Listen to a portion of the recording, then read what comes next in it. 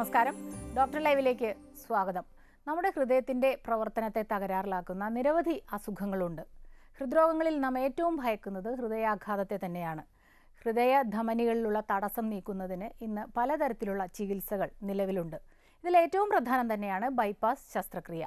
ഇന്ന് ബൈപ്പാസ് ശസ്ത്രക്രിയയെക്കുറിച്ചും അറിഞ്ഞിരിക്കേണ്ട കാര്യങ്ങൾ, ബൈപ്പാസ് ശസ്ത്രക്രിയയുടെ പ്രാധാന്യം, ഇതെല്ലാമാണ് ചർച്ച ചെയ്യുന്നത്. നിങ്ങളോട് സംസാരിക്കുന്നത് ആലുവ രാജഗിരി ഹോസ്പിറ്റലിലെ കൺസൾട്ടന്റ് കാർഡിയോവാസ്കുലർ ആൻഡ് തൊറാസിക് സർജനായ ഡോക്ടർ ജോർജ് ജെ വാളൂരൻ. നമസ്കാരം ഡോക്ടർ. ഡോക്ടർ, ഇപ്പോൾ നമ്മൾ ഹൃദ്രോഗികളുടെ നിരക്കുകൾ കൂടി വരുന്നു എന്ന് തന്നെയാണ് പറയുന്നത്. ജീവിതശൈലിയിൽ വന്ന മാറ്റങ്ങൾ തന്നെയാകാൻ കാരണം. പലതരത്തിലുള്ള ചികിത്സാ രീതികളും നിലവിലുണ്ട്. പലപ്പോഴും ബൈപ്പാസ് ശസ്ത്രക്രിയ എന്ന് പറയുമ്പോൾ ഭയത്തോടെ നോക്കുന്ന കുറച്ച് ആളുകളെങ്കിലും നമുക്ക് കാണാൻ കഴിയും. എന്താണ് ബൈപ്പാസ് ശസ്ത്രക്രിയ? ഹൃദയത്തിൻ്റെ രക്തധമനികളിൽ സാരമായ ബ്ലോക്കുകൾ ബാധിക്കപ്പെട്ട് കഴിയുമ്പോൾ, അതായത് ഒരു സ്ഥലത്തല്ലാണ്ട് പല ഇടങ്ങളിൽ ബ്ലോക്കുകൾ ബാധിക്കപ്പെട്ട് കഴിയുമ്പോൾ ചെയ്യാവുന്ന ഏറ്റവും നല്ല ട്രീറ്റ്മെൻറ്റാണ് ബൈപ്പാസ് ശസ്ത്രക്രിയ. സ്റ്റെൻറ്റിങ്ങിനെ അപേക്ഷിച്ച് മൾട്ടി വെസൽ ഡിസീസ്, അതായത് ഒന്നിലധികം രക്തധമനികളിൽ സാരമായ ബ്ലോക്കുകളുള്ളവർക്ക് തീർച്ചയായും ദൂരവേഗമായ നല്ല ഫലങ്ങൾ നൽകുന്നത് ബൈപ്പാസ് ശസ്ത്രക്രിയ മാത്രമാണ്. ഓക്കെ. പലപ്പോഴും ഒരു ECGയിൽ വേരിയേഷൻ കാണുമ്പോൾ അടുത്ത സ്റ്റെപ്പ് എന്ന് പറയുന്നത് ഹൃദയധമനിയിൽ തടസ്സമുണ്ടോ എന്ന് നോക്കുന്നതിന് ആൻജിയോഗ്രാമാണ് പറയുന്നത്. അപ്പോഴാണ് ആൻജിയോപ്ലാസ്റ്റി വേണോ ബൈപ്പാസ് വേണമോ എന്ന് നിർണ്ണയിക്കുന്നത്. ഏത് രോഗികൾക്കാണ് ബൈപ്പാസ് നമ്മൾ സജസ്റ്റ് ചെയ്യുന്നത്? ഇപ്പോൾ ഒരു ആൻജിയോഗ്രാമിന് ശേഷം ബൈപ്പാസ് ശസ്ത്രക്രിയ വേണോ അല്ലെങ്കിൽ സ്റ്റെൻറ്റിങ്ങിലൂടെ ആ തടസ്സത്തെ നീക്കം ചെയ്യാൻ പറ്റുമോ എന്നുള്ള ചോദ്യത്തിന് ക്ലിയർ ആയിട്ടുള്ള ഉത്തരം നമ്മുടെ ഗൈഡ് ലൈൻസിൽ ഇപ്പോൾ ഓൾറെഡി അവൈലബിൾ ആണ്. അപ്പോൾ ആ ഗൈഡ് ലൈൻസ് പ്രകാരം യൂഷ്വലി ആൻജിയോഗ്രാം കഴിഞ്ഞ് കഴിയുമ്പോൾ നമ്മളൊരു സിൻടാക്സ് സ്കോർ എന്ന് പറയുന്ന ഒരു സ്കോർ കാൽക്കുലേറ്റ് ചെയ്യും. ഈ സിൻടാക്സ് സ്കോറിനെ ബേസ് ചെയ്തുകൊണ്ടാണ് നമ്മുടെ ട്രീറ്റ്മെൻറ്റ് പ്ലാൻ ഡിസൈഡ് ചെയ്യുന്നത്. അതിൻ്റെ കൂടെ തന്നെ പേഷ്യൻറ്റിൻ്റെ മറ്റ് രോഗാവസ്ഥകൾ, ഡയബറ്റീസ് അല്ലെങ്കിൽ ശ്വാസകോശത്തിൻ്റെ പ്രശ്നങ്ങൾ, കിഡ്നിയുടെ പ്രശ്നങ്ങൾ, ഇവയെല്ലാം കൂടെ കൺസിഡർ ചെയ്തുകൊണ്ട് സിൻടാക്സ് സ്കോർ വളരെ മുൻതൂക്കം കൊടുത്തുകൊണ്ട് ഇതെല്ലാം തുലനം ചെയ്തുകൊണ്ടാണ് നമ്മളൊരു ഡിസിഷനിലേക്ക് എത്തിച്ചേരുന്നത്.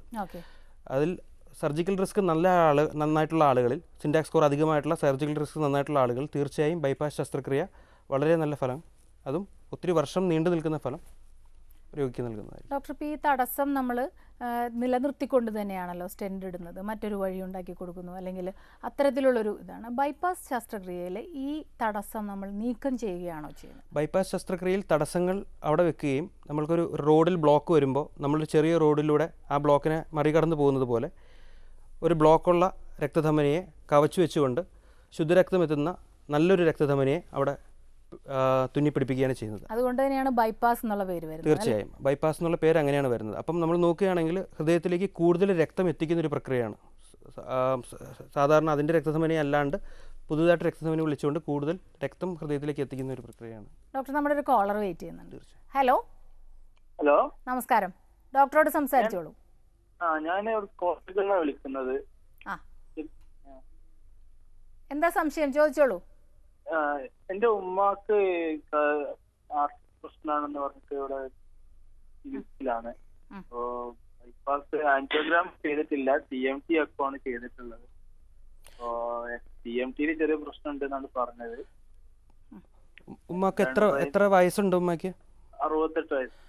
മറ്റ് രോഗങ്ങൾ, അതായത് ഡയബറ്റീസ്, പ്രഷർ തുടങ്ങിയ രോഗങ്ങൾ, കൊളസ്ട്രോളിന്റെ അസുഖം അങ്ങനെയുണ്ടോ? പ്രശ്നമുണ്ട്. ഓക്കെ. ക്രിയാറ്റിൻ 2.4 ആണ്. ഷുഗർ ഉണ്ട്. ഒരു 28-25 വർഷമായിട്ട് ഷുഗർ ഉപയോഗിക്കുകയാണ്. ഓക്കെ. അപ്പോൾ നമുക്ക് ചെയ്യാൻ കഴിയുക, ആൻജിയോഗ്രാം ചെയ്യുമ്പോൾ കിഡ്നീനെ ബാധിക്കപ്പെടാനുള്ള ചില സാധ്യതകളുണ്ട്. കാരണം ഈ ഡൈ ഉപയോഗിച്ചിട്ട് ആൻജിയോഗ്രാം ചെയ്യുമ്പോൾ കിഡ്നി ബാധിക്കപ്പെടാനുള്ള ചെറിയ ചാൻസുകളുണ്ട്. അപ്പോൾ ഇപ്പോൾ ഉള്ള ക്രിയാറ്റിൻ 2.4 ആണോ അതോ കുറച്ച് നാൾ വെയിറ്റ് ചെയ്യുമെങ്കിൽ ക്രിയാറ്റിൻ കുറയാനുള്ള സാധ്യതയുണ്ടോ എന്നുള്ളത് ട്രീറ്റ് ചെയ്യുന്ന ഫിസിഷ്യനോട് ചോദിക്കുക. അങ്ങനെ കുറയുന്ന അവസ്ഥയുണ്ടെങ്കിൽ ക്രിയാറ്റിൻ കുറഞ്ഞു കഴിയുമ്പോൾ ഒരു ആൻജിയോഗ്രാം എന്തായാലും ചെയ്യേണ്ടതാണ്. കാരണം TMT പോസിറ്റീവ് ആണെങ്കിൽ, TMTയിൽ പ്രശ്നങ്ങളുണ്ടെങ്കിൽ തീർച്ചയായിട്ടും രക്തധമനികൾ ബ്ലോക്ക് ഉണ്ടാകാനുള്ള സാധ്യത സാധാരണ ജനങ്ങളെക്കാൾ അപേക്ഷിച്ച് ഒത്തിരി കൂടുതലാണ്. അപ്പോൾ എന്തുകൊണ്ടും ആൻജിയോഗ്രാം ഇവിടെ ഇൻഡിക്കേറ്റഡ് ആണ്. പക്ഷേ ആൻജിയോഗ്രാം ചെയ്യാനുള്ള പ്രശ്നം കിഡ്നിയുടെ ഫംഗ്ഷനിങ്ങിൻ്റെ പ്രോബ്ലമാണ്. അപ്പോൾ അത് റിസോൾവ് ആകുമോ എന്നുള്ളത് ട്രീറ്റിംഗ് ഫിസിഷ്യന് ഡിറ്റർമൈൻ ചെയ്യാൻ പറ്റും. അതനുസരിച്ച് പ്രൊസീഡ് ചെയ്യും. അപ്പോൾ ഡോക്ടർ, ശസ്ത്രക്രിയയ്ക്ക് നമ്മൾ കുറേ കാര്യങ്ങൾ, ഇപ്പോൾ പ്രമേഹം നിയന്ത്രണത്തിലായിരിക്കണം, രക്തസമ്മർദ്ദം കൃത്യമാവണം, അതുപോലെ തന്നെയാണോ ആൻജിയോഗ്രാം ചെയ്യുമ്പോഴും? അങ്ങനെയല്ല. ആൻജിയോഗ്രാമിൻ്റെ സമയത്ത് നമ്മൾ ഹൃദയരക്തധമനികളിലേക്ക് ഒരു ഡൈ ഉപയോഗിച്ചിട്ടാണ്, ഇഞ്ചെക്ട് ചെയ്തിട്ടാണ് ആ രക്തക്കുഴലുകൾ കാണാൻ സാധിക്കുക. അപ്പോൾ ഈ ഡൈ എക്സ്ക്രീറ്റ് ചെയ്യുന്നത് കിഡ്നിയിലൂടെയാണ്. അപ്പോൾ കിഡ്നി ഫംഗ്ഷൻ അഫക്റ്റഡ് ആയിട്ടുള്ള ആളുകളിൽ ഈ ഡൈ മൂലം വീണ്ടും അത് കൂടുതലും മോശമാകാനുള്ള സാധ്യതയുണ്ട്. അതുകൊണ്ട് തന്നെ അങ്ങനെയുള്ള ആളുകളിൽ നമ്മൾ ആൻജിയോഗ്രാം ചെയ്യുന്നതിന് മുമ്പ് ക്രിയാറ്റിനിൻ കുറച്ച് കുറഞ്ഞു വരുന്നതായിരിക്കും ഉചിതം. അപ്പോൾ അതുകൊണ്ട് അത് വെയിറ്റ് ചെയ്യുന്നതായിരിക്കും നല്ലത്. ഓക്കെ ഡോക്ടർ, മറ്റൊരു കാര്യം, ഇപ്പോൾ ബൈപ്പാസ് സർജറി പറയുമ്പോൾ ചില സന്ദർഭങ്ങളിൽ എമർജൻസി സിറ്റുവേഷൻ വരും. പെട്ടെന്നൊരു നെഞ്ചുവേദന വന്നു, അപ്പോൾ ഹൃദയാഘാതത്തിൻ്റെ ലക്ഷണങ്ങളാണ്, കൊണ്ടുപോയി കഴിഞ്ഞാൽ പെട്ടെന്ന് ബൈപ്പാസ് സർജറി ചെയ്തു എന്ന് കേൾക്കാറുണ്ട്. അത് ഏതവസരത്തിലാണ്? ഇപ്പോൾ പറയുന്നത് ഹൃദയാഘാതത്തോടുകൂടി അഡ്മിറ്റ് ചെയ്യുന്ന ആളുകളാണ്. അപ്പോൾ അവരിൽ യൂഷ്വലി എമർജൻസി ആയിട്ട് ആൻജിയോഗ്രാം ചെയ്യുകയും ആൻജിയോഗ്രാം ചെയ്തിട്ട് സ്റ്റെൻഡബിൾ ലീഷൻസ്, അതായത് സ്റ്റെൻഡ് ഇട്ടുകൊണ്ട് കൺട്രോൾ ചെയ്യാവുന്ന ലീഷൻസ് ഉണ്ടെങ്കിൽ ഒരു റെസ്ക്യൂ PCI എന്ന് പറയുന്ന ഒരു മെത്തേഡുണ്ട്. അതായത് താൽക്കാലികമായി ആ പ്രശ്നമുണ്ടാക്കുന്ന വെസൽ മാത്രം തുറന്നു വയ്ക്കുകയും എന്നിട്ട് പിന്നീട് പേഷ്യൻറ്റിനെ ബൈപ്പാസിനോ അല്ലെങ്കിൽ പിന്നീടുള്ള പ്ലാന്റ് ചികിത്സയ്ക്കോ പോകുന്ന ഒരു രീതിയുണ്ട്. പക്ഷേ ചില ആളുകളിൽ എന്ത് പറ്റുക എന്ന് പറഞ്ഞാൽ രക്തധമനികളിൽ സാരമായ ബ്ലോക്കുകളും അത് സ്റ്റെൻഡ് ചെയ്യാൻ പറ്റാത്ത ആളുകളും ഉണ്ടാവും. അങ്ങനെയുള്ള ആളുകളിൽ ഒരു ഹൈ റിസ്ക് ശസ്ത്രക്രിയ ചിലപ്പോൾ ആ സമയത്ത് വേണ്ടി വന്നേക്കാം. അങ്ങനെയുള്ളവരിലാണ് ഈ എമർജൻസി ബൈപ്പാസ് ശസ്ത്രക്രിയ ഉപയോഗിക്കുന്നത്. അടുത്തൊരു കോളിലേക്ക് പോകാം ഡോക്ടർ. ഹലോ ഹലോ, നമസ്കാരം. ഡോക്ടറോട് ചോദിച്ചോളൂ. Okay doctor. പറയൂ ഡോക്ടർ പറയൂ ഞാൻ കേൾക്കുന്നുണ്ട്. ഞാൻ വിളിക്കുന്നത് പെരുമ്പാവൂരിന്നാണ്. ഓക്കെ സന്തോഷ്. ഓക്കെ. ഞാൻ ഗൾഫിലായിരുന്നു 10 വർഷമായിട്ട്. അപ്പോൾ ഒരു 7 മാസം മുമ്പ് എൻ്റെ ജനുവരി 21 ബൈപ്പാസ് ചെയ്തിരുന്നു. ഓക്കെ. ചെയ്തത് നമ്മുടെ അബുദാബി ബുർജിൽ ഹോസ്പിറ്റലിൽ വെച്ചിട്ടാണ്. ഓക്കെ. ഡോക്ടർ നാസറായിരുന്നു ചെയ്തത്. അപ്പൊ ഞാൻ ഇപ്പൊ നാട്ടിലാണ്, തിരിച്ചു പോയിട്ടില്ല. അതിനെ കുറിച്ച് കാര്യങ്ങൾ അറിയാൻ പിന്നെ ഞാൻ വിളിച്ചത്. ഇപ്പൊ എന്താണ് സംശയം എന്ന് ഒന്ന് ചുരുക്കി ചോദിക്കാമോ? ഇപ്പൊ ഈ കൂമ്പിന്റെ അടുത്ത് ഒരു കട്ട് ചെയ്തിട്ടുള്ള നല്ലൊരു വേദന വേണ്ടി പിടിക്കുമ്പോ ഇരുന്നിട്ട് കഴിഞ്ഞിരിക്കുമ്പോ. ഓക്കെ. ശസ്ത്രക്രിയ കഴിഞ്ഞതിന് ശേഷം കുറച്ച് നാൾ വരെ വേദനകൾ നിൽക്കുന്നതാണ്. എല്ല് പൂർണ്ണമായും, അതായത് നമ്മൾ നെഞ്ചിൻ്റെ ബ്രസ്റ്റ് ബോൺ എന്ന് പറയുന്ന ബോൺ പൂർണ്ണമായും തുറന്നിട്ടാണ് ഈ ശസ്ത്രക്രിയ യൂഷ്വലി ചെയ്യാറ്. അപ്പോൾ അത് കഴിഞ്ഞതിന് ശേഷം സ്റ്റീൽ വയർ ഉപയോഗിച്ചാണ് ഇത് അടുപ്പിക്കുന്നത്. അപ്പം ഒരു 6 മാസം വരെ ചെറിയ വേദനകൾ നിൽക്കുന്നതിന് സാധ്യതകളുണ്ട്. അപ്പോൾ അത് ഹൃദയ സംബന്ധമായ വേദനയല്ല, യൂഷ്വലി ഒരു ഫിസിയോതെറാപ്പിയിലൂടെയോ അല്ലെങ്കിൽ ഡെയിലി റെഗുലർ എക്സസൈസുകളിലൂടെയോ ഈ വേദന കുറഞ്ഞു വരുന്നതാണ്. അതുകൂടാണ്ട് നമ്മൾ ഹൃദയത്തിലേക്ക് വെക്കുന്ന ഒരു ശുദ്ധരക്തധമനി, ലെഫ്റ്റ് സൈഡിലുള്ള ഒരു ശുദ്ധരക്തധമനി എടുത്ത് വെക്കുന്നുണ്ട്. നെഞ്ചിൻ്റെ ഭിത്തിയിലൂടെ ഓടുന്ന ഒരു ശുദ്ധരക്തധമനി, IMA എന്ന് പറയുന്നത്. അപ്പോൾ അത് ഹാർവെസ്റ്റ് ചെയ്തത് കൊണ്ടുണ്ടാകുന്ന ചെറിയ തരിപ്പും ലെഫ്റ്റ് സൈഡിൽ അനുഭവപ്പെടുന്നതാണ്. അപ്പോൾ ഈ 2 വേദനകളും ഭയപ്പെടേണ്ടതില്ല. യൂഷ്വലി 3-4 മാസം കൊണ്ട് ഇത് പൂർണ്ണമായും തീർത്തും മാറുന്നതാണ്. അങ്ങനെ മാറുന്നില്ലെങ്കിൽ ഒരു ഫിസിഷ്യനെ കാണിക്കേണ്ടതാണ്, കാർഡിയോളജിസ്റ്റിനെയോ ഒരു കാർഡിയക് സർജനെയോ കാണിക്കേണ്ടതാണ്. മറ്റൊരു കോളിലേക്ക് പോകാം ഡോക്ടർ. ഹലോ നമസ്കാരം. സംസാരിച്ചോളൂ ഡോക്ടറോട്. ഞാൻ ചെങ്ങന്നൂരിൽ നിന്ന് വിളിക്കുന്നതാണ്. പറഞ്ഞോളൂ ഡോക്ടർ. ആക്ച്വലി എന്റെ ഫാദറിന് കഴിഞ്ഞ മെയിൽ ഒരു എമർജൻസി പ്രൊസീജിയർ ആയിട്ട് ആൻജിയോപ്ലാസ്റ്റി ചെയ്തിരുന്നു. അപ്പം അന്ന് ആൻജിയോഗ്രാം ചെയ്തപ്പം ഡോക്ടർ പറഞ്ഞിരുന്നു റൈറ്റ് കൊറോണറി ആർട്ടറിയിലായിരുന്നു 100% ബ്ലോക്ക്. അപ്പൊ അതില് ആൻജിയോപ്ലാസ്റ്റി ചെയ്തു. ബട്ട് റിമൈനിങ് 30 to 40% ബ്ലോക്ക് 2-3 അടുത്തുണ്ടെന്ന് ഇങ്ങനെ പറഞ്ഞു. അപ്പൊ അതിന് ഡ്രഗ്സും ലൈഫ് സ്റ്റൈൽ മോഡിഫിക്കേഷനാണ് അന്ന് പറഞ്ഞിരുന്നത്. അപ്പം ഇപ്പം കുറെ നാളായിട്ട് ഡ്രഗ്സും അങ്ങനെ പൊയ്ക്കൊണ്ടിരിക്കുകയാണ്. അപ്പൊ ഇനി ഒരു ആൻജിയോഗ്രാം, അപ്പൊ ആ എക്സിസ്റ്റിംഗ് ബ്ലോക്കിന്റെ സിറ്റുവേഷൻ ഇപ്പൊ എന്തുവാണെന്ന് മനസ്സിലാക്കാൻ വേണ്ടി അല്ല ഇനിയുള്ള ഫോളോ അപ്പ് പ്രൊസീജിയേഴ്സ് എന്തെങ്കിലും ഉണ്ടോ? എത്ര വർഷമായി ഇപ്പോൾ ഈ ഒരു പ്രൊസീജിയർ കഴിഞ്ഞിട്ട്? എന്നാണ് ഈ പ്രൊസീജിയർ ചെയ്തതെന്ന് പറഞ്ഞത്? മെയിൽ. അപ്പം അദ്ദേഹത്തിന് വേണ്ടത് റൈറ്റ് സൈഡിൽ 100% ബ്ലോക്കും മറ്റ് സ്ഥലങ്ങളിൽ 30 to 40% ബ്ലോക്ക് എന്ന് പറയുന്നത് സിഗ്നിഫിക്കൻറ്റ് ബ്ലോക്കുകളല്ല. ബൈപ്പാസ് ശസ്ത്രക്രിയയ്ക്ക് മിനിമം ഒരു 50% to 70% മുകളിൽ അടപ്പുണ്ടെങ്കിൽ ബൈപ്പാസ് ശസ്ത്രക്രിയ അല്ലെങ്കിൽ ഒരു സ്റ്റെൻഡിങ് ആവശ്യം വരുന്നുള്ളൂ. അപ്പോൾ 30 to 40% ബ്ലോക്കുള്ള ആളുകളിൽ മെഡിക്കൽ മാനേജ്മെൻറ്റ് ധാരാളം മതിയാവും. പക്ഷേ ഈ ബ്ലോക്ക് പ്രോഗ്രഷനുള്ള സാധ്യത ഉള്ളത് കൊണ്ട് തന്നെ അവരുടെ ജീവിതശൈലി ക്രമീകരണങ്ങളും മരുന്നുകളുടെ ഉപയോഗം കൃത്യമായിരിക്കണം. 6 മാസമോ അല്ലെങ്കിൽ ആനുവലി ഒരു TMT ടെസ്റ്റ് ചെയ്യുന്നത്, ട്രെഡ്മിൽ ടെസ്റ്റ് ചെയ്യുന്നതിലൂടെ പുതിയ ബ്ലോക്കുകൾ ഉണ്ടാവുകയോ അല്ലെങ്കിൽ എക്സിസ്റ്റിംഗ് ബ്ലോക്കുകൾ സിഗ്നിഫിക്കൻ്റ് ആയിട്ട് മാറിയിട്ടുണ്ടോ എന്നുള്ളത് നമുക്കറിയാൻ സാധിക്കും.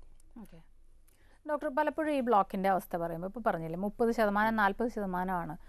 പലരുടെയും വിചാരം മരുന്നുകൊണ്ട് മാറ്റാം എന്ന് പറയുമ്പോൾ ഈ ബ്ലോക്ക് അലിഞ്ഞ് ഇല്ലാതെയാകുന്നു എന്നുള്ളൊരു സാധ്യത പലരും കാണാറുണ്ട്. ഇത്തരം സംശയങ്ങൾ ചോദിക്കുന്നത് കേട്ടിട്ടുണ്ട്. എന്താണ് യഥാർത്ഥത്തിൽ സംഭവിക്കുന്നത്? ബ്ലോക്കുകൾ പൂർണ്ണമായി അലിഞ്ഞില്ലാണ്ടാകുന്നില്ല, പക്ഷേ അവയുടെ പ്രോഗ്രഷൻ റേറ്റ് തീർച്ചയായും കൺട്രോൾ ചെയ്യാൻ പറ്റും. നമ്മൾ കൃത്യമായ ജീവിതശൈലിയിലൂടെ sugar control, pressure control, smoking habit ഉണ്ടെങ്കിൽ പൂർണ്ണമായി അത് വിട്ടുകൊണ്ട് പറഞ്ഞിരിക്കുന്ന മരുന്നുകൾ കൃത്യമായിട്ടുള്ള ഉപയോഗം, കൊളസ്ട്രോളിൻ്റെ കൃത്യമായിട്ടുള്ള കൺട്രോൾ, ഡെയിലി ഫിസിക്കൽ ആക്ടിവിറ്റി, ഇതിലൂടെ എല്ലാം ഇപ്പോൾ ഒരു 30% ഉണ്ടാകുന്ന ബ്ലോക്ക് ഒരു 60 അല്ലെങ്കിൽ 70% ആകാനായിട്ടുള്ള പ്രോഗ്രഷൻ പീരീഡ് ഒരു വർഷത്തിൽ നിന്ന് ചിലപ്പോൾ അത് 6-7 വർഷമായിട്ട് നമുക്ക് നീട്ടാൻ സാധിക്കും. ചില ആളുകളിൽ ചിലപ്പോൾ പ്രോഗ്രഷൻ തീർത്തുമില്ലാതെ തന്നെ അങ്ങനെ തന്നെ നിന്ന് പോകാനും സാധ്യതയുണ്ട്. അതല്ലാണ്ട് അലിഞ്ഞില്ലാണ്ടാകുന്ന ഫിനോമിന വളരെ വിരളമായി റിപ്പോർട്ട് ചെയ്തിട്ടുണ്ടെങ്കിലും അത് യൂഷ്വലി കാണപ്പെടാറില്ല. അടുത്തൊരു കോളിലേക്ക് പോകാം ഡോക്ടർ. ഹലോ, ഹലോ, ചോദിച്ചോളൂ ഡോക്ടറോട്. സംസാരിച്ചോളൂ. സംസാരിക്കൂ. പിന്നെ സാറേ, പിന്നെ കുറ്റിയാടി നിന്നാണ് വിളിക്കുന്നത്. മിഥുൻ എന്ന് പറഞ്ഞ ആളാ. ഓക്കെ. എന്താണ് സംശയം? എന്താണ് സംശയം? കേൾക്കുന്നുണ്ട്. സാറേ, എനിക്ക് ഈ ഹൃദയത്തിന്റെ ഭാഗത്ത് നീര് സ്വായിട്ടും വെറുതെ നീര് വരുമോ, നീർക്കെട്ട്? അത് ഡോക്ടറെ കാണിച്ചപ്പോൾ ഡോക്ടർ പറഞ്ഞ 2 ആഴ്ചത്തേക്ക് ഗുളിക കഴിക്കാനാ പറഞ്ഞത്. ഹൃദയത്തിന്റെ ഭാഗത്ത് നീരെന്ന് പറഞ്ഞാൽ എനിക്ക് മനസ്സിലായില്ല, അത് കുറച്ചുകൂടെ ഒന്ന് വിശദീകരിക്കാമോ? ഈ ഇടത്തെ ഭാഗത്ത് നമ്മുടെ നെഞ്ചില്ലേ, അതെ, അതിന്റെ അവിടെ നീര് ഇറങ്ങുന്നത്. കഴിഞ്ഞ ദിവസം ECG ഒക്കെ എടുത്ത് നോക്കിയായിരുന്നു. അന്നേരം ഡോക്ടർ പറഞ്ഞ നീർക്കെട്ടുണ്ട്, 2 ആഴ്ചത്തെ ഗുളിക. പക്ഷേ ഇപ്പൊ 2 ആഴ്ച കഴിച്ചിട്ടും കുറവ് വരുന്നില്ല. ഇത് ഹൃദയത്തിന്റെ മുകളിൽ നീര് വന്നതാണെന്നാണ് പറഞ്ഞത്, അതോ ശ്വാസകോശത്തിൽ നീർക്കെട്ടെന്നാണോ പറഞ്ഞത്? അല്ല, അത് നെഞ്ചില് നീരിറങ്ങിയെന്നാ പറഞ്ഞത്. അത് ഹൃദയ സംബന്ധമായ അസുഖമായിട്ട് തോന്നുന്നില്ല. ചിലപ്പോൾ അത് മിക്കവാറും ശ്വാസകോശത്തിലുണ്ടാകുന്ന നീർക്കെട്ടായിരിക്കും. ന്യൂമോണിയ തുടങ്ങിയ അസുഖങ്ങളിൽ അങ്ങനെയുള്ള നീർക്കെട്ട് കാണാറുണ്ട്. അപ്പോൾ ഒരുപക്ഷെ അതായിരിക്കും. ECGയിൽ വേരിയേഷൻ ഉണ്ടായിരുന്നെങ്കിൽ തീർച്ചയായും നിങ്ങളുടെ ഡോക്ടർ നിങ്ങളോടൊരു ആൻജിയോഗ്രാമോ അല്ലെങ്കിൽ ഒരു ട്രെഡ്മിൽ ടെസ്റ്റോ അഡ്വൈസ് ചെയ്തേനെ. അപ്പോൾ അത് പറയാത്ത സ്ഥിതിക്ക് മിക്കവാറും ഇതൊരു ശ്വാസകോശ സംബന്ധമായ പ്രശ്നമായിരിക്കും. അതിനുള്ള മരുന്നായിരിക്കും അദ്ദേഹം തന്നിരിക്കുന്നത്. ഡോക്ടർ, നമുക്കൊരു ഇടവേളയ്ക്ക് ശേഷം തിരികെ വരാം. ഡോക്ടർ ലൈവിൽ ഒരു ഇടവേള.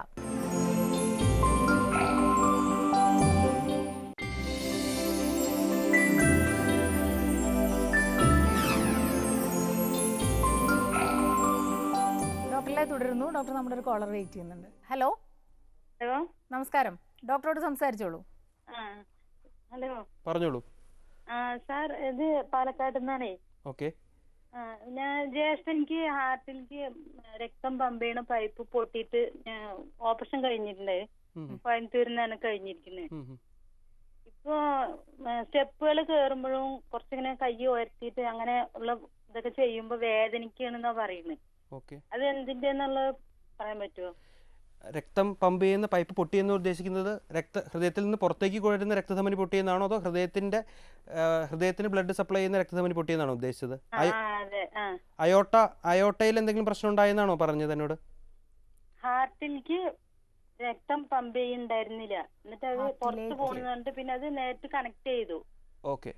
അപ്പം ഈ പറയുന്നത് എനിക്ക് മനസ്സിലാകുന്നത് ഇതൊരു ബൈപ്പാസ് ശസ്ത്രക്രിയ ചെയ്തു എന്ന് തന്നെയാണ് എനിക്ക് മനസ്സിലാകുന്നത് ഇപ്പോൾ പറഞ്ഞതിൽ നിന്ന്. അപ്പോൾ ബൈപ്പാസ് ശസ്ത്രക്രിയ ചെയ്ത് കഴിഞ്ഞിട്ടുള്ള നെഞ്ചുവേദനയാണോ ഉദ്ദേശിക്കുന്നത്? ഇപ്പം എത്ര നാളായി ചെയ്തതിന് ശേഷം? ചെയ്തിട്ടിപ്പോ നവംബറിലേക്ക് അടുത്ത മാസത്തേക്ക് 2 വർഷമായി. 2 വർഷമായി. ഇപ്പോൾ വരുന്ന വേദന ഏത് തരത്തിലുള്ള വേദനയാണ്? മുമ്പ് ബൈപ്പാസ് ഓപ്പറേഷന് മുമ്പ് ഉണ്ടായിരുന്ന ടൈപ്പ് വേദനയാണോ, അതോ ടെൻഷൻ വരുമ്പോഴും കുറച്ചൊരു കോംപ്ലിക്കേറ്റ് ആയിട്ടുള്ളതൊക്കെ ആകുമ്പോ വേദന ഉണ്ടെന്ന് പറയുന്നുണ്ട്. രാത്രി ഉറക്കം ഇല്ലാണ്ടാവുക, അങ്ങനെയൊക്കെ ഉള്ള ബുദ്ധിമുട്ടുകളൊക്കെ വരുന്നുണ്ട്. ഓക്കെ. ചെക്കപ്പുകൾ കൃത്യമായിട്ട് ചെയ്യുന്നുണ്ടോ? മരുന്നുകൾ കൃത്യമായി കഴിക്കുന്നുണ്ടോ? ചെക്കപ്പുകൾ കൃത്യമായിട്ട് ചെയ്യുന്നുണ്ട്. എക്സസൈസ് തുടർന്ന് ചെയ്യേണ്ടി വരുമോ, അതോ? എക്സസൈസ് ദിവസവും ചെയ്യുന്ന ഒരു എക്സസൈസ് എന്ന് പറയുന്നത് നമ്മൾ അതിനായിട്ട് ഒരു സമയമല്ല, നമ്മുടെ ദിനചര്യയുടെ ഭാഗമായിട്ട് ഒരു 30 മിനിറ്റ് അല്ലെങ്കിൽ 40 മിനിറ്റ് സാധാരണ സ്പീഡിൽ നടക്കുന്നത് മതിയാവും. അത് മതി എക്സസൈസ്. ആ എക്സസൈസ് പക്ഷേ റെഗുലറായിട്ട് ദിവസവും ചെയ്യണം. മറ്റൊന്ന് ഡോക്ടർ, ഇത്തരം പ്രശ്നങ്ങൾ വരുമ്പോൾ തീർച്ചയായിട്ടും ഇവരൊരു ഡോക്ടറുടെ അടുത്ത് പോകുന്നത് തന്നെയായിരിക്കും നല്ലതല്ലേ? ഇതുപോലെ തീർച്ചയായിട്ടും അങ്ങനെ സംശയങ്ങളുള്ളപ്പോൾ അങ്ങനെ ഉണ്ടെങ്കിൽ തീർച്ചയായിട്ടും പോയിട്ട് ഒരു ട്രെഡ്മിൽ ടെസ്റ്റ്, ഒരു ബേസ് ലൈൻ ECG, അതിനുശേഷം ബേസ് ലൈൻ ECG നോർമൽ ആണെങ്കിൽ ഒരു ട്രെഡ്മിൽ ടെസ്റ്റ് ഇത് ചെയ്യുകയാണെങ്കിൽ ഇത് ഹൃദയത്തിൻ്റെ ബ്ലോക്കുകൾ കൊണ്ടുണ്ടാകുന്ന വേദന ഇല്ല എന്ന് ഉറപ്പിക്കാം. അപ്പോൾ അങ്ങനെ ഇത് പ്രൊസീഡ് ചെയ്യുന്നതായിരിക്കും നല്ലത്. അടുത്തൊരു കോളിലേക്ക് പോകാം ഡോക്ടർ. ഹലോ. ഹലോ, ഡോക്ടർ ലൈവാണ്, ചോദിച്ചോളൂ. ആലപ്പുഴയിൽ നിന്ന് വസീലാണ് വിളിക്കുന്നത്. 49 വയസ്സ്. പറയൂ. എനിക്ക് ഈ ആൻജിയോഗ്രാഫി ചെയ്തിരിക്കുക. ഓക്കെ. വേദന ഈ കൈ രണ്ടും കിഴച്ച് നെഞ്ചങ്ങ് കിഴക്ക്, നമ്മളെ ശരീരം എല്ലാം എന്തോ ചീര പോലെ വാടി നടക്കാൻ പറ്റത്തില്ല, മരിക്കാൻ പോണ ഒരു വെപ്രാളമാണ്. അങ്ങനെ വന്നപ്പോ ആൻജിയോഗ്രാം ചെയ്തു. ആൻജിയോഗ്രാം ചെയ്ത് ഇപ്പം നടക്കുമ്പോ ഒരു ചെറിയ ഇതുപോലെ ഒരു അസ്വസ്ഥത. ആൻജിയോഗ്രാമിൽ എന്താണ് പറഞ്ഞത്? എന്തെങ്കിലും ബ്ലോക്ക് ഉള്ളതായി പറഞ്ഞിരുന്നു? കുഴപ്പമില്ല, കൊളസ്ട്രോളിന്റെയും തൈറോയിഡിന്റെയും പിന്നെ പ്രഷറിന്റെയും ഗുളിക കഴിച്ചാൽ മതി, വേറൊരു കുഴപ്പമില്ല. ചെറുതായിട്ട് എന്തെങ്കിലും ചെറിയ ബ്ലോക്കുകൾ ഉള്ളതായിട്ട് വല്ലതും പറഞ്ഞിരുന്നു? അതൊന്നും പറഞ്ഞിട്ടില്ല, ഒരു കുഴപ്പമില്ലെന്ന്.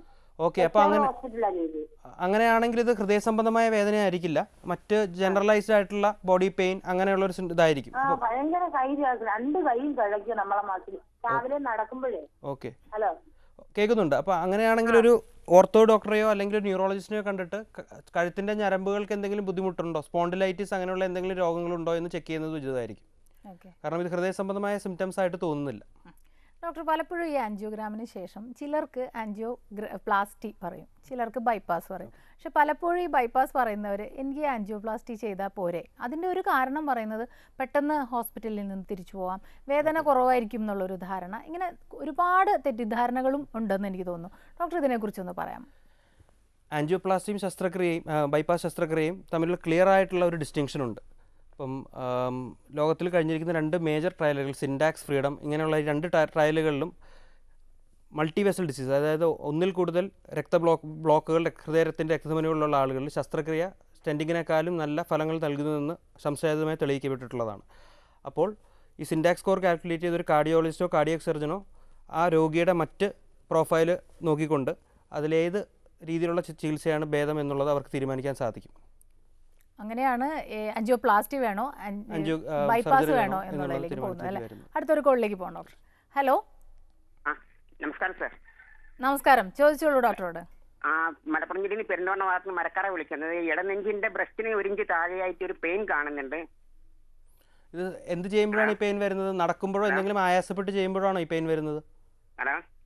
നടക്കുമ്പോഴോ അല്ലെങ്കിൽ എന്തെങ്കിലും ആയാസപ്പെട്ടുള്ള ജോലി ചെയ്യുമ്പോഴാണോ ഈ വേദന വരുന്നതോ എപ്പോഴും? ഞാനൊരു ടൈലറാണ്, ഒരു തുന്നപ്പണിക്കാരനാണ്. ഇത് ഭക്ഷണം കഴിച്ചതിന് ശേഷമാണ് ഒരു പാട് തവണ കണ്ടിരിക്കുന്നത്. പിന്നെ രാത്രി കിടക്കുന്ന സമയത്തും കാണുന്നുണ്ട്. ശ്വാസം ഒരു 1% എടുക്കാൻ കഴിയൂ. പ്രയാസപ്പെട്ട് തന്നെ ശ്വാസം ഭാഗം മാത്രമേ എടുക്കാൻ കഴിയൂ, മറ്റുള്ള സമയത്തൊന്നും എടുക്കാൻ കഴിയുന്നില്ല ശ്വാസം ശരിക്ക്. പല കാർഡിയോളജിയും നെഞ്ചു വിദഗ്ധരെയും കാണിച്ചതിൽ നിന്ന് പറയത്തക്ക പ്രശ്നവും കാര്യങ്ങളൊന്നും ഇല്ല. എങ്കിലും ടാബ്ലറ്റ് ക്യാപ്സൂൾ പോലത്തെ എഴുതി തരും, അത് കഴിക്കുന്നുണ്ട്, അത്രേ ഉള്ളൂ. പിന്നെ ഈ വേദന 1 മാസത്തിൽ 1 തവണ അല്ലെങ്കിൽ 2 തവണ കണ്ടിന്യൂ വന്നുകൊണ്ടിരിക്കുകയാണ്. ഓക്കെ, മറ്റ് ഇവാലുവേഷൻ എല്ലാം കഴിഞ്ഞ സ്ഥിതിക്ക് ചിലപ്പോൾ ഹൃദയ സംബന്ധമായ വേദനയായിരിക്കില്ല. ഒരുപക്ഷെ ഇത് ഗ്യാസ് ട്രബിൾ, അസിഡിറ്റി, ഇതിൻ്റെ സംബന്ധമായ വേദനയായിരിക്കാം. അപ്പോൾ അങ്ങനെയാണെന്നുണ്ടെങ്കിൽ ഒരു നല്ലൊരു ഗ്യാസ്ട്രോഎൻട്രോളജിസ്റ്റിനെ കാണിക്കുകയും അത് ചിലപ്പോൾ അവർക്ക് വേണ്ടി ഒരു എൻഡോസ്കോപ്പി ചെയ്യുന്നതിലൂടെ വല്ല അൾസറിൻ്റെ അസുഖമോ അങ്ങനെ അസിഡിറ്റി റിലേറ്റഡ് പ്രോബ്ലമോ ഉണ്ടെങ്കിൽ അതിനായിട്ടുള്ള ചികിത്സ തേടാവുന്നതാണ്. ഡോക്ടർ, ഇപ്പോൾ പല കോളേഴ്സും പറയുന്ന ഈ വേദന പലപ്പോഴും തെറ്റിദ്ധരിക്കുന്നുണ്ടെന്ന് തോന്നുന്നു അല്ലേ? ഹൃദ്രോഗവുമായിട്ട് ബന്ധപ്പെട്ട് വരുന്ന വേദനകൾ എങ്ങനെയായിരിക്കും? ഹൃദ്രോഗവുമായിട്ടുള്ള ബന്ധപ്പെട്ട് വരുന്ന വേദന ക്ലാസിക്കൽ ആയിട്ട് പറയുന്ന വേദന നെഞ്ചിൽ ഒരു ഗ്രിപ്പിംഗ് പെയിൻ പോലെ ഇടതുവശത്ത് കൈയിലേക്കും കഴുത്തിലേക്കും റേഡിയേറ്റ് ചെയ്യുന്നത്, അതായത് പടരുന്ന രീതിയിലുള്ളൊരു വേദനയാണ് ക്ലാസിക്കൽ ചെസ്റ്റ് പെയിൻ. പക്ഷേ ഈ ക്ലാസിക്കൽ ചെസ്റ്റ് പെയിൻ ഭൂരിഭാഗം ആളുകളിലും ഉണ്ടാവാറില്ല. ചിലവരിൽ അതൊരു ആൻജൈന ഇക്വലൻറ്റ്, അതായത് ചിലപ്പോൾ ഒരു ശ്വാസമുട്ടായിട്ടോ അല്ലെങ്കിൽ ചില ആളുകൾക്ക് പുറം വേദന പോലെയോ അല്ലെങ്കിൽ അപ്പർ അബ്ഡോമൻ വേദനയോ, ചില ഡയബറ്റിക് ആയിട്ടുള്ള ആളുകൾ ചിലപ്പോൾ നെഞ്ചുവേദന ഉണ്ടാവുക തന്നെ, ചിലപ്പോൾ അറ്റാക്ക് നടക്കുമ്പോൾ ഒരു നെഞ്ചുവേദന പോലും ഉണ്ടാവില്ല. അപ്പോൾ അതുകൊണ്ട് തന്നെ അത് വളരെയധികം ഒരു വേരിയേഷൻ ആ വേദനയുടെ ഇതിലുണ്ട്. അപ്പം 40 വയസ്സ് കഴിഞ്ഞ ആളുകൾ ഒരു ഇയർലി ടെസ്റ്റ് ചെയ്യുന്നതായിരിക്കും ഏറ്റവും ഉചിതം. ഓക്കെ, ബൈപ്പാസ് സർജറിയിൽ തന്നെ പലതരത്തിലുള്ള നൂതന മാർഗങ്ങളുണ്ടെന്ന് കേട്ടിട്ടുണ്ട്. എന്താണ് ഏറ്റവും പുതിയ രീതി? ബൈപ്പാസ് ശസ്ത്രക്രിയയിൽ ഇപ്പോൾ നമ്മുടെ രാജ്യത്ത്, അതായത് ഇന്ത്യയിൽ ഏറ്റവും കൂടുതൽ കണ്ടുവരുന്ന ഒരു അഡ്വാൻസ്മെൻ്റാണ് ഓഫ് പമ്പ് ബൈപ്പാസ് ശസ്ത്രക്രിയ. അതായത് ഹാർട്ട് തുടിച്ചുകൊണ്ടിരിക്കുന്ന അവസ്ഥയിൽ തന്നെ ഹാർട്ട് ലങ് മെഷീൻ്റെ സഹായമില്ലാണ്ട് സർജറി ചെയ്യുന്ന ഒരു പ്രക്രിയയാണ് ഓഫ് പമ്പ് ശസ്ത്രക്രിയ. അതുപോലെ തന്നെയുള്ള മറ്റൊരു അഡ്വാൻസ്മെൻ്റാണ് ശുദ്ധരക്തക്കുഴലുകൾ ഉപയോഗിച്ചുകൊണ്ട് മാത്രം ചെയ്യുന്ന ശസ്ത്രക്രിയ. അതായത് നെഞ്ചിൻ്റെ ഇരുഭാഗത്ത് ഓടുന്ന ശുദ്ധരക്തക്കുഴൽ, കയ്യിൽ നിന്നെടുക്കുന്ന റേഡിയൽ ആർട്ടറി, ഇവ ഉപയോഗിച്ചുകൊണ്ടുള്ള ശസ്ത്രക്രിയകൾ. കാലിൽ നിന്ന് ഞരമ്പ് എടുക്കാണ്ട് തീർത്തും ശുദ്ധരക്തക്കുഴലുകളിൽ നിന്ന് മാത്രം ചെയ്യുന്ന ശസ്ത്രക്രിയ. പക്ഷേ രോഗിയുടെ പ്രൊഫൈൽ വളരെ ഇമ്പോർട്ടൻ്റ് ആണ്. രോഗിയുടെ രോഗാവസ്ഥയും മറ്റ് രോഗാവസ്ഥകളും കൺസിഡർ ചെയ്തുകൊണ്ട് മാത്രമേ ഈ രീതിയിലുള്ള ശസ്ത്രക്രിയകൾ നമുക്ക് ചെയ്യാൻ സാധിക്കുകയുള്ളൂ. ബൈപ്പാസ് ശസ്ത്രക്രിയ പറഞ്ഞിട്ടുള്ള ഒരു രോഗിക്ക് എന്തെല്ലാം തരത്തിലുള്ള ആരോഗ്യ പ്രശ്നങ്ങൾ ഈ ശസ്ത്രക്രിയ വയ്ക്കുന്നതിന് മുൻപായിട്ട് പരിഹരിക്കേണ്ടതുണ്ട്? ഉദാഹരണത്തിന് പ്രമേഹമൊക്കെ. നമ്മൾ ശസ്ത്രക്രിയ ചെയ്യുന്ന 60% ആളുകളിലും പ്രമേഹവും അല്ലെങ്കിൽ പ്രഷറും ഉണ്ടായിരിക്കുന്നതായിരിക്കും. ശസ്ത്രക്രിയയ്ക്ക് മുന്നോടിയായി നിങ്ങൾ ചെയ്യേണ്ട ഏറ്റവും ഇമ്പോർട്ടൻ്റ് ആയിട്ടുള്ള കാര്യം സ്മോക്കിംഗ് സെസേഷനാണ്. അതായത് പുകവലിയുള്ള ആളുകളാണെങ്കിൽ ആ പുകവലി എത്രയും പെട്ടെന്ന് നിർത്തുക. ഒരു 2-3 ആഴ്ചയെങ്കിലും ശസ്ത്രക്രിയയ്ക്ക് മുമ്പ് പുകവലി നിർത്തുന്നത് അതിനുശേഷമുള്ള റിസ്ക് സാരമായി കുറയ്ക്കാൻ സാധിക്കും. അതുപോലെ ഷുഗറിൻ്റെയും പ്രഷറിൻ്റെയും കൺട്രോൾ പലപ്പോഴും അതും ശസ്ത്രക്രിയയ്ക്ക് മുമ്പ് നമുക്ക് ഒരു നിർദ്ദിഷ്ട അനുപാതത്തിൽ കൊണ്ടുവരുന്നത് ഓപ്പറേഷന് ശേഷം അതിൻ്റെ റിക്കവറി ഫാസ്റ്റ് ആക്കാനായിട്ട് ഹെൽപ്പ് ചെയ്യും. ഡോക്ടർ, നമുക്ക് മറ്റൊരു ഇടവേളയ്ക്ക് ശേഷം തിരികെ വരാം. ഡോക്ടർ ലൈവിൽ ഒരു ഇടവേള കൂടി.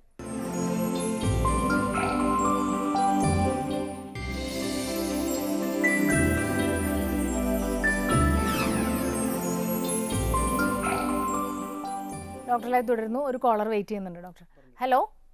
ഹലോ. ഹലോ, ഡോക്ടർ ലൈവ് ആണ്, ചോദിച്ചോളൂ. ഡോക്ടർ പറയൂ. പിന്നെ ഞാൻ ആൻജിയോപ്ലാസ്റ്റി ചെയ്തിട്ട് 5 വർഷം കഴിഞ്ഞു. ഓക്കെ. ഇപ്പൊ ഈ കുറഞ്ഞ കാലം കൊണ്ട് കൂടെ തലകറക്കം ഉണ്ടാകുന്നു, ശരീരത്തിന് ക്ഷീണങ്ങളൊക്കെ തോന്നുന്നു. ഓക്കെ. തീർച്ചയായിട്ടും അത് ഇവാലുവേറ്റ് ചെയ്യപ്പെടേണ്ട ഒരു സിംറ്റം ആണ് കേട്ടോ. തലകറക്കം ഉണ്ടാകുമെങ്കിൽ തീർച്ചയായിട്ടും ഒരു ന്യൂറോളജിസ്റ്റിനെ കാണുകയും തലച്ചോറിലേക്കുള്ള രക്തക്കുഴലുകളിൽ എന്തെങ്കിലും അടപ്പുണ്ടോ, വീണ്ടും ഹൃദയത്തിൽ ബ്ലോക്കുകൾ ഉണ്ടാകുന്നുണ്ടോ എന്നുള്ള പരിശോധന അനിവാര്യമാണ്. അപ്പോൾ അതിനായിട്ട് എത്രയും പെട്ടെന്ന് ഒരു കാർഡിയോളജിസ്റ്റിനെയും ന്യൂറോളജിസ്റ്റിനെയും കാണേണ്ടതാണ്. ഓക്കെ ഡോക്ടർ, ബൈപ്പാസ് ശസ്ത്രക്രിയ എന്ന് പറയുമ്പോൾ ഹോസ്പിറ്റലിൽ എത്ര ദിവസം കിടക്കേണ്ടി വരുന്നുണ്ട്? യൂഷ്വലി ബൈപ്പാസ് ശസ്ത്രക്രിയ കഴിഞ്ഞതിന് ശേഷം 2 അല്ലെങ്കിൽ 3 ദിവസം ICU സ്റ്റേ, 7ാം ദിവസം ഡിസ്ചാർജ്, ഇങ്ങനെയാണ് ഒരു പ്ലാൻ. ഈ ICUവിൽ കിടക്കുന്ന ഒരു ദിവസം മാത്രമേ പേഷ്യൻ്റ് ബെഡ് റെസ്റ്റ് ഉള്ളൂ. ബാക്കിയുള്ള ദിവസങ്ങളിലെല്ലാം പേഷ്യൻറ്റിനെ മൊബിലൈസ് ചെയ്യുകയും നടത്തുകയും ഒക്കെ ചെയ്യും. ആശുപത്രിയിൽ വിടുമ്പോഴേക്കും ഒരു പടിക്കെട്ട് കയറുന്ന ഒരവസ്ഥയിലായിരിക്കും നമ്മൾ. അങ്ങനെ ശ്വാസം മുട്ടില്ലാണ്ട് കയറുന്ന ഒരവസ്ഥ എത്തും ആ ഒരു സമയം കൊണ്ട്. നമ്മൾ 1 മാസത്തെ ഫോളോ അപ്പിന് തിരിച്ചു വിളിക്കുമ്പോഴേക്കും അരമണിക്കൂർ നിർത്താണ്ട് നടക്കുന്ന ഒരവസ്ഥയിൽ വേണം പേഷ്യൻറ്റിനെ കാണാനായിട്ട്. സർജറിക്ക് ശേഷം ആദ്യത്തെ 3 മാസത്തേക്ക് 2 കാര്യങ്ങളിൽ റെസ്ട്രിക്ഷൻ പറയുന്നുള്ളൂ. 10 കിലോയിൽ കൂടുതൽ വെയിറ്റ് പൊക്കരുത്, 2 വീലറോ 4 വീലറോ ഓടിക്കരുത്. ഈ 2 ആക്ടിവിറ്റീസ് മാത്രമേ റെസ്ട്രിക്ഷൻ ഉള്ളൂ. 3 മാസത്തിന് ശേഷം മുമ്പ് ചെയ്തിരുന്ന എല്ലാ കാര്യങ്ങളും പൂർവാധികം ഭംഗിയോടെ ചെയ്യാൻ, ഷട്ടിൽ കളിക്കുക, മറ്റ് ജോഗിങ് പോവുക, ഇതെല്ലാം 3 മാസത്തിന് ശേഷം ചെയ്യാവുന്ന കാര്യങ്ങളാണ്. പലപ്പോഴും ബൈപ്പാസ് ശസ്ത്രക്രിയയെക്കുറിച്ചൊരു ഭയം വലിയ മുറിവുകളാണ്, ഇൻഫെക്ഷന് സാധ്യത. ഇപ്പോൾ ഹോസ്പിറ്റലിൽ നിന്ന് വീട്ടിൽ കൊണ്ടുപോകുമ്പോൾ ഒരുപാട് കാര്യങ്ങൾ നമ്മൾ അവിടെ ചെയ്യാനുണ്ട്, റൂമൊക്കെ സജ്ജീകരിക്കുന്നതൊക്കെ. ഇപ്പോൾ എങ്ങനെയാണത്? ബൈപ്പാസ് ശസ്ത്രക്രിയ ഇപ്പോൾ നമ്മൾ കാലിലുണ്ടാകുന്ന വലിയ മുറിവുകൾ തീർച്ചയായിട്ടും ഒഴിവാക്കിക്കൊണ്ടിരിക്കുകയാണ്. ഇപ്പോൾ എൻഡോസ്കോപ്പിക് രീതിയിൽ വെയിൻ ഹാർവെസ്റ്റ് ചെയ്യുന്ന ഇതുണ്ട്. ചിലപ്പോൾ വെയിനുകൾ ടോട്ടലി ഹാർവെസ്റ്റ് ചെയ്യാണ്ട് തന്നെ ശുദ്ധരക്തക്കുഴലുകൾ ഉപയോഗിച്ചുള്ള ശസ്ത്രക്രിയയുണ്ട്. ഇനി വെയിൻ ഹാർവെസ്റ്റ് ചെയ്യേണ്ടി വന്നാൽ വളരെ ചെറിയ സുഷിരങ്ങളിലൂടെ വെയിൻ ഹാർവെസ്റ്റ് ചെയ്യുന്ന മെത്തേഡുകളുണ്ട്. എന്തായാലും മോസ്റ്റ് ഓഫ് ദ കേസസിൽ നമ്മൾ പൂർണ്ണമായിട്ടും ബ്രസ്റ്റ് ബോൺ തുറക്കുന്ന ഒരവസ്ഥ ഉണ്ടാവാറുണ്ട്. പക്ഷേ അതിന് കാര്യമായ കെയർ വേണ്ടി വരാറില്ല. ആശുപത്രിയിൽ ഡിസ്ചാർജ് ചെയ്ത് വരികയാണെങ്കിൽ ദിവസവും കുളിച്ചതിന് ശേഷം അത് ഡ്രൈ ആക്കി വെക്കുക എന്നുള്ള ഒന്നും അതിലേക്ക് അപ്ലൈ ചെയ്യേണ്ട കാര്യമില്ല. ഡ്രൈ ആയിട്ട് വെച്ചാൽ മാത്രം മതിയാവും. മറ്റൊന്ന് വ്യായാമവും ഭക്ഷണക്രമങ്ങളുമാണല്ലോ. ഇപ്പോൾ ബൈപ്പാസ് ശസ്ത്രക്രിയ കഴിഞ്ഞ ശേഷം ഒരാൾ എങ്ങനെയാണ് അത് കൊണ്ടുപോകേണ്ടത്? റെഗുലർ ഫിസിക്കൽ ആക്ടിവിറ്റി നിർബന്ധമാണ്. അതിൻ്റെ റെഗുലാരിറ്റിയാണ് മോസ്റ്റ് ഇമ്പോർട്ടൻറ്റ്. ദിവസവും ഒരു 30 തുടങ്ങി 40 മിനിറ്റ് വരെ moderate physical activity at least 5 days a week. ഇതാണ് അമേരിക്കൻ ഹാർട്ട് അസോസിയേഷൻ്റെ റെക്കമെൻഡേഷൻ. ആ റെക്കമെൻഡേഷൻ ഏറ്റവും നന്നായിട്ട് മീറ്റ് ചെയ്യുന്നത് ഒരു വാക്കാണ്, ഡെയിലി വാക്കാണ്. ഒരു 40 മിനിറ്റ്സ് ഉള്ള നോർമൽ പേസ്ഡ്, അതായത് സാധാരണ വേഗതയിൽ നടക്കുന്ന ഒരു നടത്തം. അതാണ് ഏറ്റവും നല്ല ആരോഗ്യത്തിന് വേണ്ടിയ വ്യായാമമുറ. പിന്നെ ഭക്ഷണ രീതി കൊഴുപ്പുള്ളതും ഉപ്പ് കൂടുതലായിട്ടുള്ളതും അല്ലെങ്കിൽ ഡയബറ്റീസ് ഉള്ള ആളുകൾ മധുരം കൂടുതലുള്ള, അന്നജം കൂടുതലുള്ള പദാർത്ഥങ്ങൾ, അതായത് നമ്മുടെ പോളിഷ്ഡ് റൈസ്, ഇങ്ങനെയുള്ള കാര്യങ്ങൾ ഒഴിവാക്കുന്നത് നല്ലതായിരിക്കും. വ്യായാമം വളരെ നല്ലതാണെന്ന് കേൾക്കുമ്പോൾ തന്നെ ഹൃദ്രോഗം വന്നവർ, ഒരിക്കൽ വന്നവർ അല്ലെങ്കിൽ ചികിത്സ കഴിഞ്ഞവർ, ഇവരൊക്കെ കൂടുതൽ വ്യായാമത്തിലേക്ക് പോകുന്നു. അതായത് കുറച്ച് വ്യായാമവും ഭക്ഷണക്രമമൊക്കെ നോക്കുമ്പോൾ നല്ല ആരോഗ്യമുണ്ട്. അപ്പോൾ മല കയറാൻ പോവുക, ഓടാൻ പോവുക, സൈക്ലിംഗ്, ഇതൊക്കെ ചെയ്യുന്നവരുണ്ട്. അപ്പോൾ അത് ഇവർക്ക് നല്ലതാണോ എന്നുള്ളതാണ്. ഫിസിക്കൽ ആക്ടിവിറ്റി കൂടുന്നത് കൊണ്ട് തെറ്റില്ല. പക്ഷേ minimum level of physical activity എന്തായാലും വേണം. മിനിമം ലെവൽ ഓഫ് ഫിസിക്കൽ ആക്ടിവിറ്റിയാണ് ഈ പറഞ്ഞ 150 മിനിറ്റ് ഒരാഴ്ചയിലുള്ളത്. അത് മീറ്റ് ചെയ്യുകയാണെന്നുണ്ടെങ്കിൽ അതിൻ്റെ മുകളിൽ പോകുന്നതിൽ റെസ്ട്രിക്ഷൻ ഇല്ല, ആസ് ലോങ് ആസ് നമ്മുടെ ശരീരം അതിന് പെർമിറ്റ് ചെയ്യുന്നുണ്ടെങ്കിൽ. ഡോക്ടർ, നമ്മുടെ ഇന്നത്തെ ഡോക്ടർ ലൈവിൻ്റെ സമയം ഇവിടെ അവസാനിച്ചിരിക്കുകയാണ്. വളരെയധികം നന്ദി ഞങ്ങളോട് സഹകരിച്ചതിന്. ഇന്നത്തെ ഡോക്ടർ ലൈവ് ഇവിടെ അവസാനിക്കുന്നു. നമസ്കാരം.